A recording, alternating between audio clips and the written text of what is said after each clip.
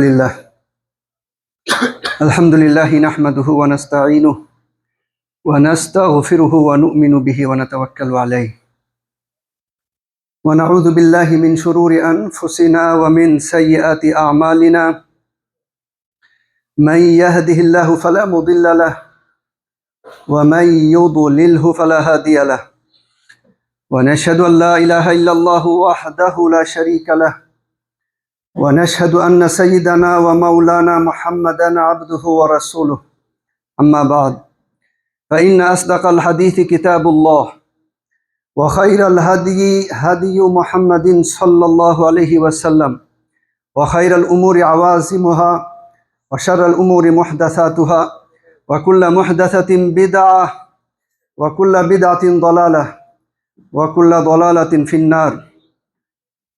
عن أبي هريرة عن عبد الله بن عمرو العاص رضي الله تعالى عنه المسلم من سلم المسلمون من لسانه ويده.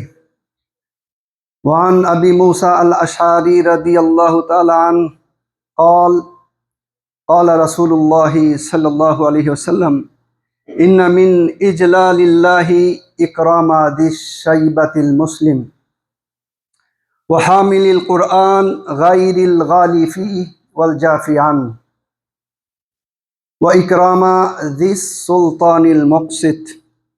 وقال الله عز وجل ولا تقف ما ليس لك به علم إن السمع والبصر والفؤاد كل أولئك كان عنه مسؤولا.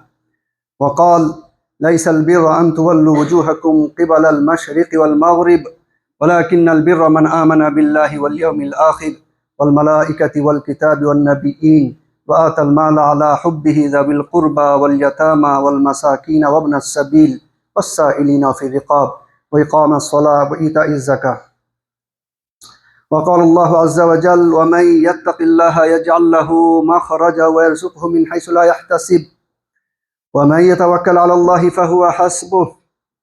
وقال ومن يتق الله يجعل له من أمره يسرا ذلك أمر الله أنزله إليكم ومن يتق الله يكفر عنه سيئاته ويعظم له أجرا. أقول قولي هذا وأستغفر الله لي ولكم ولسائر المؤمنين والمؤمنات والمسلمين والمسلمات فاستغفروه إنه هو الغفور الرحيم.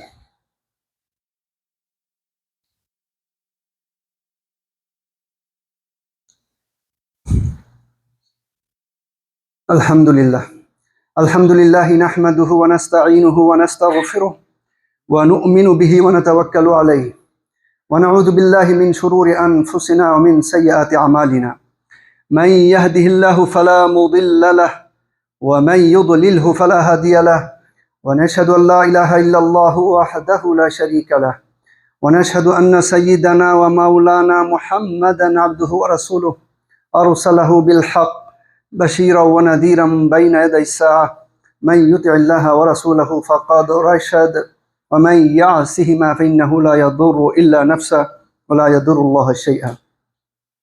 أعوذ بالله من الشيطان الرجيم.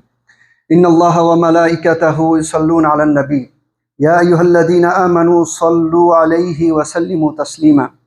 اللهم صل على محمد عبدك ورسولك وصل على المؤمنين والمؤمنات والمسلمين والمسلمات وبارك على محمد وأزواجه وذريته. قال النبي صلى الله عليه وسلم أرحم أمتي بأمتي أبو بكر وأشدهم في أمر الله عمر وأصدقهم حياء عثمان وأقضاهم علي وفاطمة سيدة نساء أهل الجنة والحسن والحسين سيد شباب أهل الجنة وحمزة أسد الله وأسد رسوله. اللهم اغفر للعباس وولده مغفرة ظاهرة وباطنة لا تغادر ذنبا. الله في أصحابي لا تتخذوهم غرضا من بعدي فمن أحبهم فبحبي أحبهم ومن أبغضهم فببغضي أبغضهم وخير أمتي قرني ثم الذين يلونهم ثم الذين يلونهم رضي الله تعالى عنهم وعن كل الصحابة أجمعين. عباد الله رحمكم الله. إن الله يأمر بالعدل والإحسان وإيتاء ذي القربى وينهى عن الفحشاء والمنكر والبغي يعظكم لعلكم تذكرون فاذكروني أذكركم واشكروا لي ولا تكفرون